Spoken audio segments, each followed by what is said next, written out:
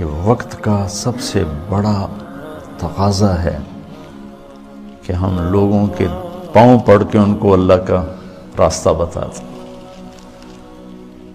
لاہور میں ایک لڑکی، بدنام زمانہ ہے، وہ میں نے ایسے اسے سلام دعا کر کر کر کر ماشاءاللہ 5 وقت نمازی بن گئی۔ تو وہ ایک جگہ شوٹنگ ہو رہی تھی،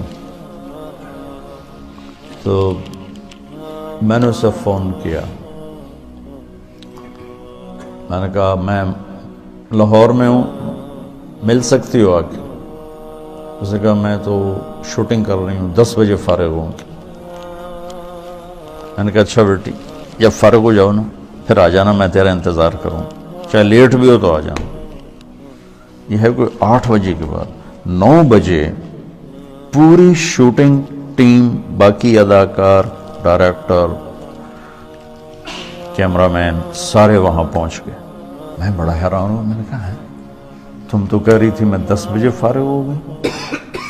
وہ کہنے لگی میں نے اپنے ڈائریکٹر سے کہا کہ مولانا طارق جمیل صاحب نے مجھے فون پہ کہا ہے کہ جب فارغ ہو تو آ کے مجھے مل جانا۔ وہ ڈائریکٹر بھی سامنے بیٹھا تھا، تو یہ کہنے لگے کہ مولانا طارق جمیل صاحب تیرے جیسی لڑکی کو فون کریں گے، یہ کیسے ہے؟ انہوں نے کہا آپ یہ کہتے ہو تو مجھے بیٹی کہتے ہیں۔ تو اس نے کہا شوٹنگ آف کرو، اور پورا سارا شوٹنگ کا جتنا بھی عملہ ہے، چلو چل کے مولانا کی ملاقات کرو، میں اس آدمی کو دیکھنا چاہتا ہوں جو ایک طوائف کو بیٹی کہتا ہے۔ وہ سارے مجھے ملنے آ گئے، سارے۔ صرف ممبر پہ بیٹھ کے تقریر کرنے کا تمہیں شوق ہوتا ہے کہ ہم بھی علامہ کہلائیں، ہمارے بھی کوئی جوتے اٹھائے، کوئی بیگ اٹھائے، کوئی آگے چلے، کوئی پیچھے چلے، کوئی چائے پیش کرے، کوئی روٹی پیش کرے۔ شاہ اسماعیل شہید نے بازار حسن میں گشت کیا تھا، موتی طوائف کے پاس گئے تھے۔ اللہ مجھے بڑے بول سے بچائے، اللہ مجھے بڑے بول سے بچائے، اللہ مجھے بڑے بول سے بچائے۔ 1831 میں ان کی شہادت ہوئی ہے، 1831۔ تو 1831 سے پہلے کا زمانہ، یعنی 1810-20 کا زمانہ لگا لو، جب وہ دلی میں ہوتے تھے۔ اس کے بعد بازار حسن میں اللہ نے مجھے توفیق دی جانے کی، اور میں ان طوائفوں کے گھروں میں گیا، ان سے ملا، ان کے پاس بیٹھا، ان کی ہمدردی، دلداری کہ اللہ نے مجھے توفیق دی، ان پر خرچ کرنے کی توفیق دی، انہیں گناہ سے بچانے کے لیے۔ تو اب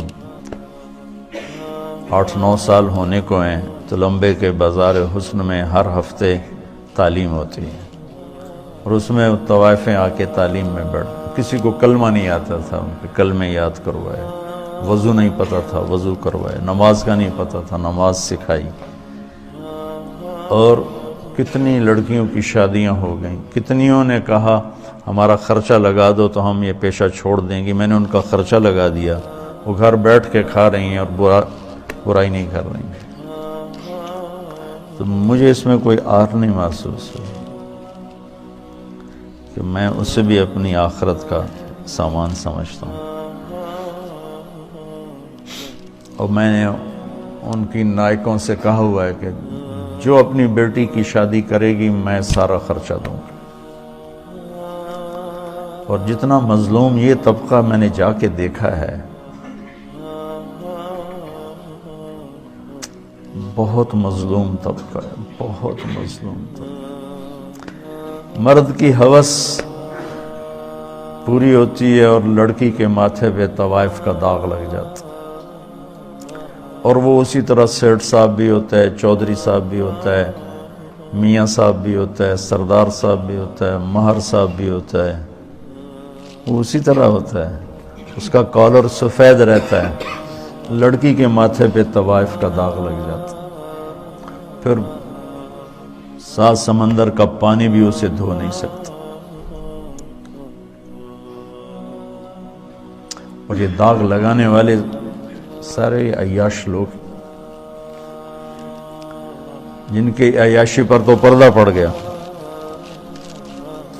اور اس کے ماتھے پہ کالا داغ لگ گیا. ایک ماں بڑی طوائف ہے، اس کی بیٹیاں جوان ہیں، تو میں نے کہا تو ان کا کوئی رشتہ تلاش کر، میں سارا خرچہ تمہیں دوں گا، شادی کرائیں. اور کہنے لگی مولانا صاحب طوائف کے کوٹھے پہ کون رشتہ مانگنے آتا ہے؟ مجھے لگا جیسے کسی نے میرا دل چیر کے رکھ دیا. طوائف کے کوٹھے پہ رشتہ مانگنے کون آتا؟ یہاں تو عزت سے کھیلنے آتے ہیں، رشتہ لینے کوئی نہیں آتا.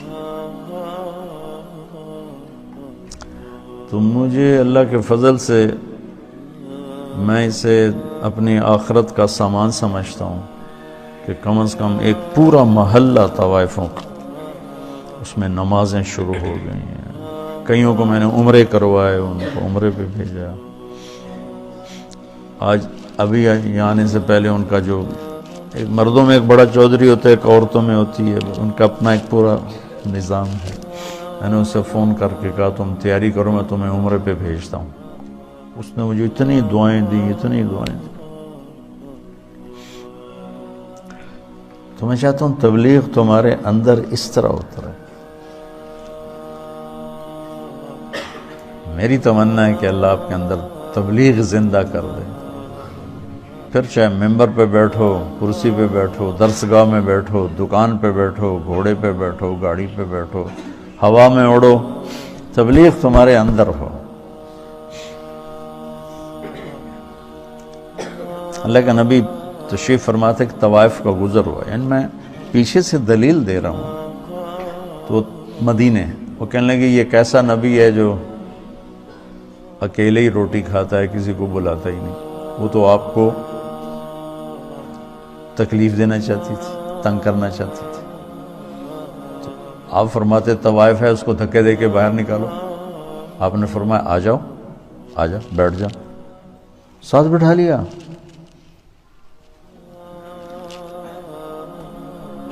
کہ کھاؤ. اس کا مقصد کھانا نہیں تھا، اس کا مقصد آپ کو غصہ دلانا تھا، آپ کو تنگ کرنا تھا کہ یہ کچھ کہیں گے پھر میں کہوں گی ویکھ لیا توڑا نبی اے گلاں کردا ہے.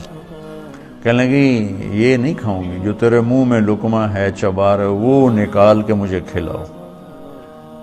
تو آپ نے منہ سے اس کو اسی وقت نکال لیا. ہمارے پنجابی کی مثال ہے کبا، سمجھتے نا، کبا، کبڑا. کبے نو کہیں لت ماری، وہ سدھا ہو گیا. اسے کہ بھائی تیری مہربانی.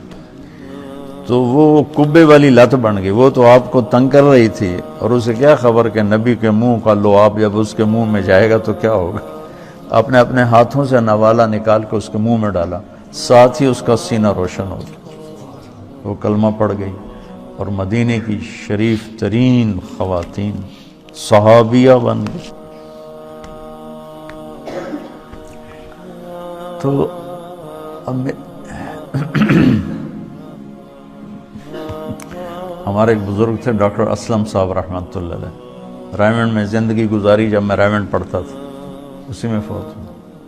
فوج میں تھے تو نظام الدین گئے. تو مولانا الیاس صاحب رحمۃ اللہ علیہ سے کہنے لگے میرے پاس آدھا گھنٹہ ہے، اب مجھے تبلیغ سمجھا دیں. تو مولانا الیاس صاحب رحمۃ اللہ نے فرمایا کیا کرتے ہو؟ کہا جی میں ڈاکٹر.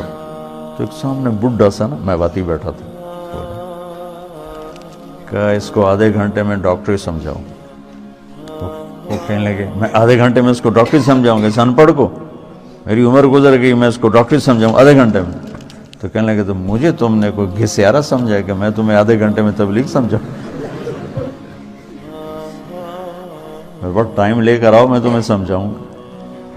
پھر وہ ایسا لگے کہ پھر ساری زندگی ان کی رائمنڈ میں گزر، ساری زندگی. بس مرض الموت میں بیمار ہو کے گھر گئے، وہیں انتقال ہو گیا ان کا. تو جو کچھ میں نے دیکھا ہے یا 50 سال ہونے کے مجھے تبلیغ میں، وہ میں تمہیں ممبر کے 1 گھنٹے میں کیسے سمجھاؤں. اس لیے تو میں مشورہ دیتا ہوں کہ جو کہوں وہ کر لیا کرو تو فائدہ ہو. ابھی صاحب رائے مت بنو، نقصان اٹھاؤ، کیونکہ تمہارے پاس وہ تو بچوں پوری دنیا میں جانے کی نیت کرو. دین کی بات پھیلانا صدقہ جاریہ ہے. ثواب کی نیت سے ویڈیو کو شیئر ضرور کیجیے. جزاک اللہ.